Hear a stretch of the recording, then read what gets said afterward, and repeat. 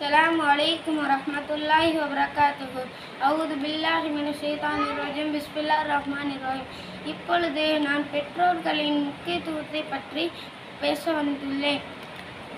நபி ஸல்லல்லாஹு அலைஹி வஸல்லம் அவர்களிடத்தில் ஒரு மனிதர் கேட்டார், நான் அழகிய முறையில் உறவு வாழ்வதற்கு தகுதியானவர் யார்?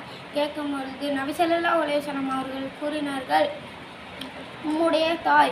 இரண்டாவது தடவை கேட்கும் பொழுது நபி ஸல்லல்லாஹு அலைஹி வஸல்லம் அவர்கள் கூறினார்கள், உம்முடைய தாய். மூன்றாவது தடவை கேட்கும் பொழுது நபி ஸல்லல்லாஹு அலைஹி வஸல்லம் அவர்கள் கூறினார்கள், உம்முடைய தாய். நான்காவது தடவை கேட்கும் பொழுது நபி ஸல்லல்லாஹு அலைஹி வஸல்லம் அவர்கள் கூறினார்கள், உம்முடைய தந்தை.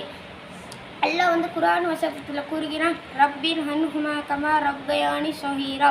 நம்ம சிறு குழந்தைகளை இருக்கும்போது நம்மளை எப்படி கண்ணியமாக பார்த்துக்கிட்டாங்களோ அவங்க வயசாகும் போது அதே மாதிரி நம்ம கண்ணியமாக பார்த்துக்கிறேன்.